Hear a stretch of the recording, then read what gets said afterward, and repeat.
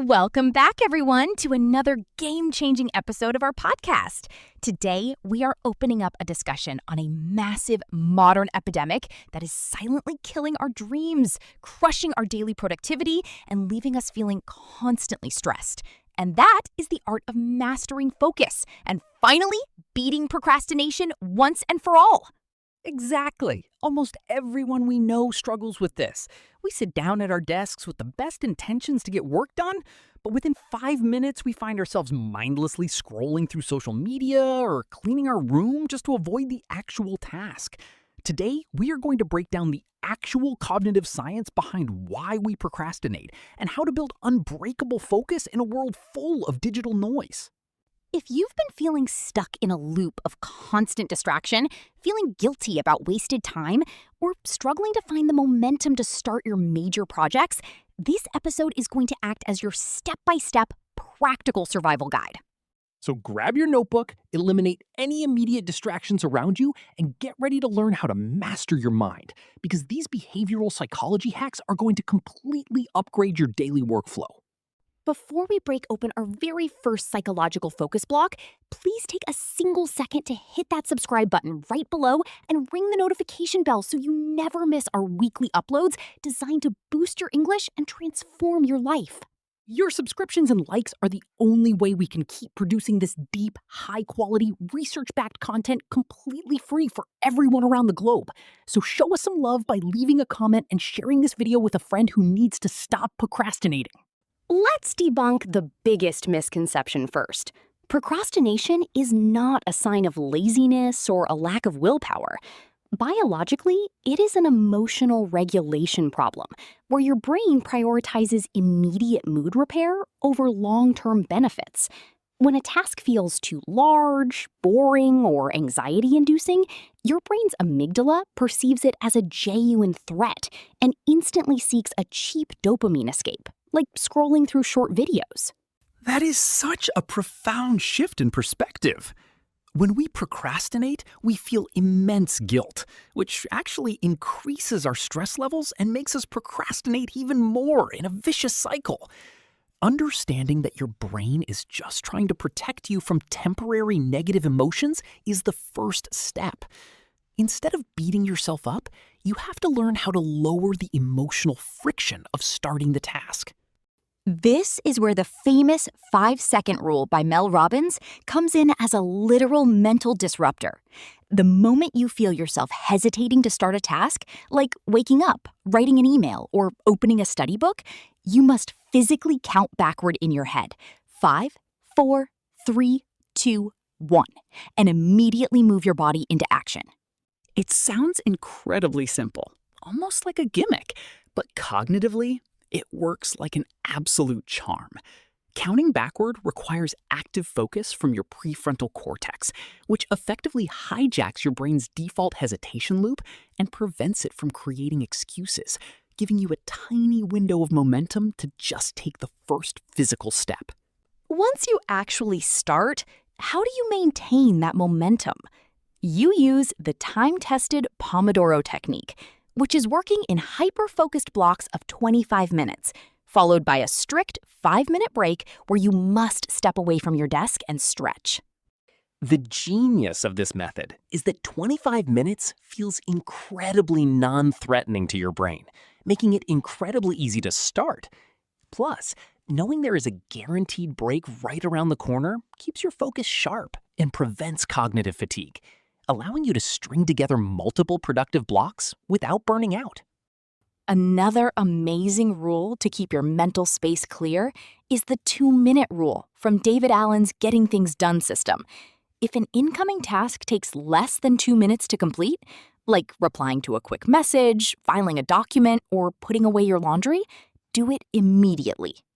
We underestimate how much mental energy is drained by letting tiny, unfinished tasks pile up in the back of our minds.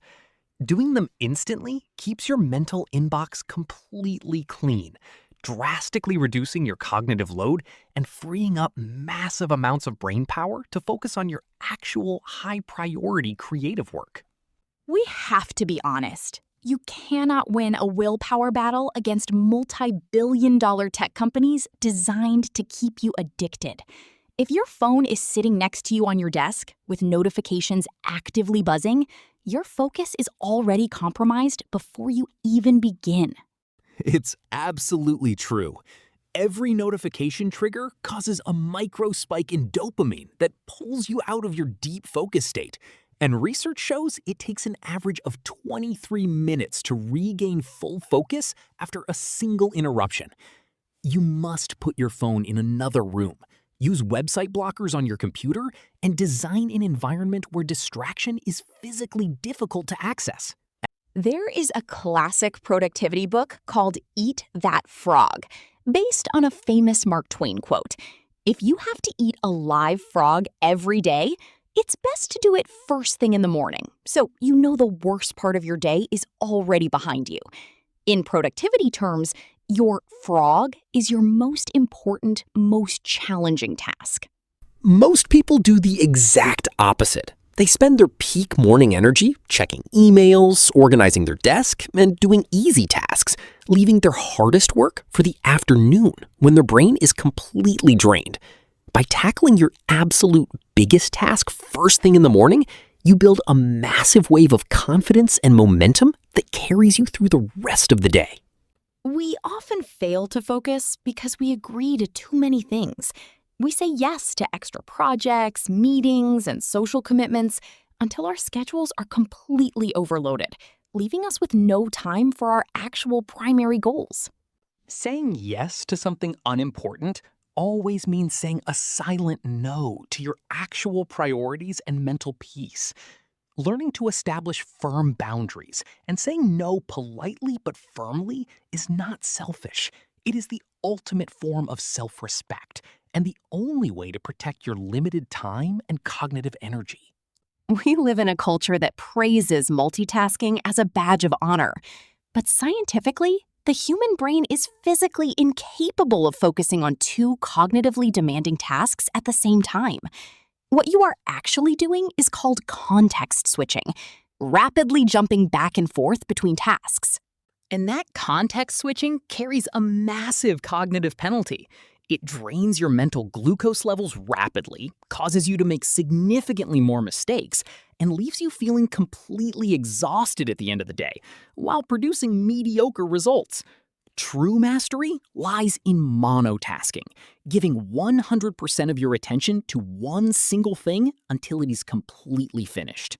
When you successfully eliminate distractions and monotask, you unlock a beautiful psychological phenomenon known as the flow state, a state of deep, effortless concentration where time seems to stand still and your productivity multiplies by up to 500%. It's that incredible feeling where you are so deeply absorbed in your work that the outside world completely fades away.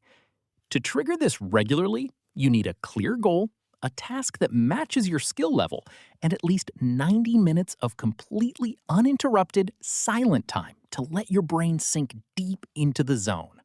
Finally, we must talk about the psychological cure for chronic procrastination: self-compassion.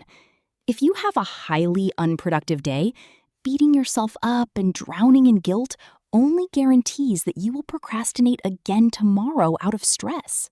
Forgiving yourself for past wasted time actually breaks the anxiety loop that causes procrastination in the first place. Accept that bad days happen to everyone. Dust yourself off and focus entirely on making a small, positive choice in the present moment to get back on track. Remember, mastering focus is not a talent you are born with.